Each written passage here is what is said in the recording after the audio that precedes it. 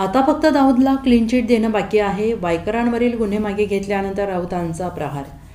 खासदार रवींद्र वायकर यांना जोगेश्वरी भूखंड घोटाळा प्रकरणी मुंबई पोलिसांकडून क्लीन चिट देण्यात आली. गैरसमजातून मुंबई महानगरपालिकेने गुन्हा दाखल केल्याचं मुंबई पोलिसांनी म्हटलेलं आहे आणि यावरून शिवसेना ठाकरे गटाचे खासदार संजय राऊत यांनी जोरदार हल्लाबोल केला आहे. संजय राऊत म्हणाले की आता फक्त दाऊद इब्राहिमला क्लीन चिट द्यायचं बाकी आहे. हे सरकार ओवाळून टाकलेलं आहे. सर्व भ्रष्टाचारी आपल्या पक्षात घेत आहेत आणि आमची ताकद किती वाढली हे दाखवत आहेत.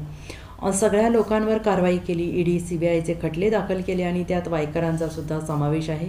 वायकर ईडी सीबीआयला घाबरून पळून गेले. आता त्यांना क्लीन चिट देण्यात आली. मोदी आणि महाराष्ट्रातील फडणवीसांच्या सरकारमध्ये दुसरं काय होऊ शकतं अशी टीका त्यांनी केलेली आहे आणि ते पुढे म्हणालेत की हे काय कायद्याचं राज्य आहे का?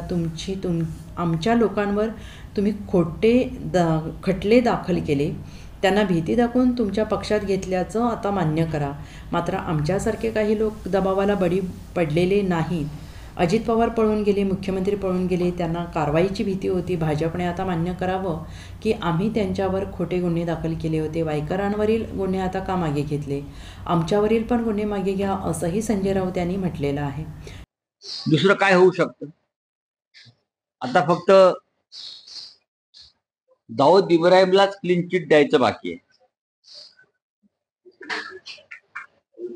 हे सरकार जे आहे, हे सरकार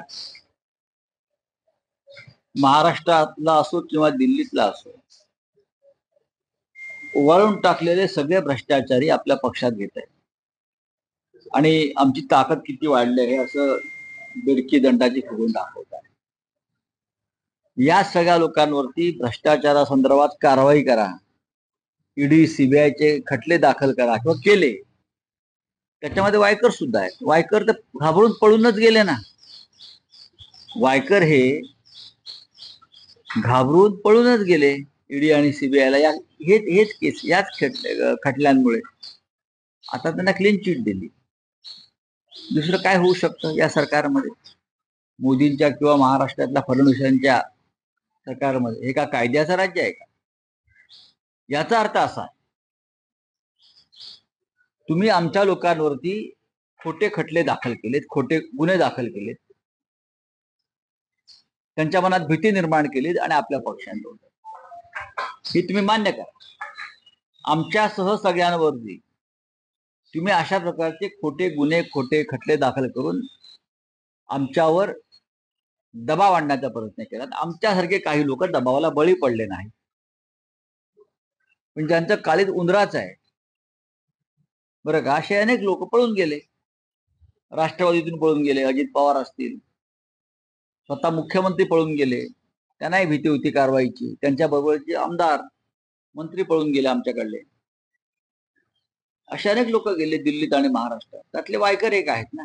काय बोलणार? तर त्यांनी मान्य केलं पाहिजे भाजपने की आम्ही यांच्यावर खोटे गुन्हे दाखल केले होते भीती निर्माण करण्यासाठी. मग आता का मागे घेतले तुम्ही? आमच्यावरचे सुद्धा घ्या ना. नवाब मलिकवरचे घ्या, प्रफुल्ल पटेलवरचे घेतले. 150 कोटीची प्रॉपर्टी तुम्ही रिलीज केलीत. मग आमच्या सुद्धा मध्यमवर्गीयांच्या प्रॉपर्ट्या तुम्ही जप्त केलेल्या आहेत का? आम्ही तुमच्या पक्षात येत नाही म्हणून? आम्ही तुमच्या दबावाला बळी पडत नाही म्हणून आमच्यावर तुम्ही खटले दाखल केले? याचा विचार करायला पाहिजे. Bureau report, SBN Marathi, Mumbai.